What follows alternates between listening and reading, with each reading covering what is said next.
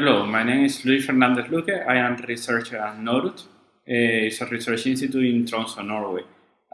In today's lecture, I am going to speak about the role of mobile health, big data in social media.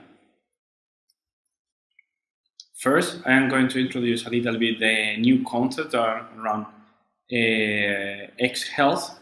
Also, later on, we will be studying several cases which are very interesting to illustrate the topic. We are going to speak about diabetes communities, about anorexia and pro-anorexia communities, also the challenges around communication both in vaccination and Ebola. And finally, we will address the discussion.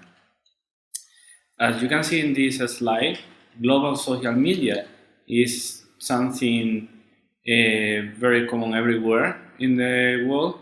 But you need to take into account that each country may have different type of social media channel.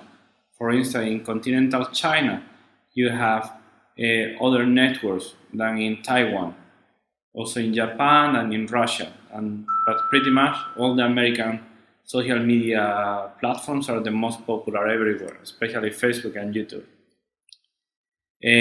Why is very important social media nowadays? There are more than 40% of the worldwide population already connected to the internet. And this is growing rapidly, especially in the developing countries, mainly because the widespread use of mobile phone is bringing also the internet nowadays with mobile connections. This data is from the International Telecommunication Union. Here, just as an example, you can see the top websites in Uganda and also in Norway. It's very interesting to see that YouTube is very popular in both countries and also Facebook. So the social media use tends to be quite common all over the world, although it's always adapted to the different cultures. And if this is the case from a general point of view, it shouldn't be a surprise that health social media is actually a storm in the health domain. In that graph that you see in the upper corner, you can see how many hospitals have been adopting YouTube and Twitter in the US by the year 2010. So already 5 years ago. Very quickly, it started in less than 3 years from few hospitals, maybe 20 hospitals, in YouTube. In the year 2010, it grew to 400 hospitals. And that's a huge amount of videos. Not only hospitals are making videos in YouTube, but also regular patients, telling how they live with HIV, multiple sclerosis, diabetes. There is a wide community of individuals using social media to communicate. There are also health ministries, for instance in Ecuador, in South America, that they use YouTube to reach to the public. And the set of tools we have in the health domain that we can use social media is so huge that even the CDC are making guidelines how to use social media for health communication. There is also a problem right now with the terminology. What do we mean by health social media? What is health 2.0? What is medicine 2.0?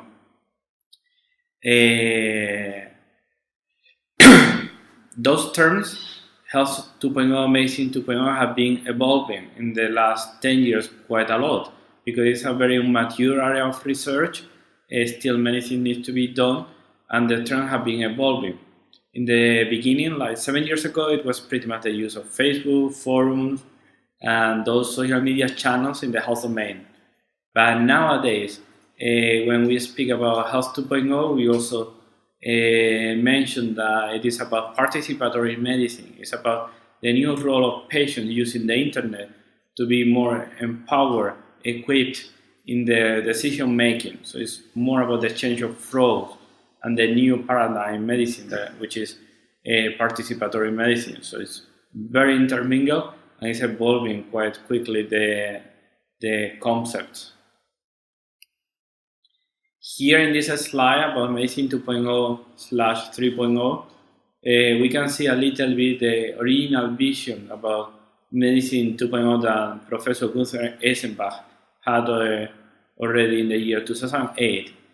Health 2.0, or Medicine 2.0 as he defined, was the combination of many different tools that, from the consumer point of view, you have the virtual communities, then you have also the Science 2.0, researchers sharing data, citations, also tracking epidemics with health map, for example, open publication, peer review, and then you have also professional communities for doctors and nurses, like for instance CERMO, and also you have the personal health records that integrate both the patients and the professional in a more social way.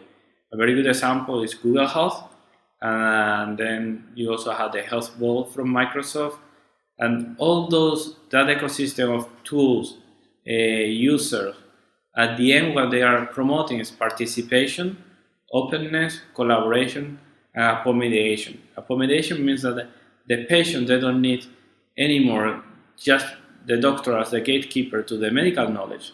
So we are bypassing the gatekeepers to get knowledge directly from a patient point of view. Another very wide trend is the use of mobile health for promoting health.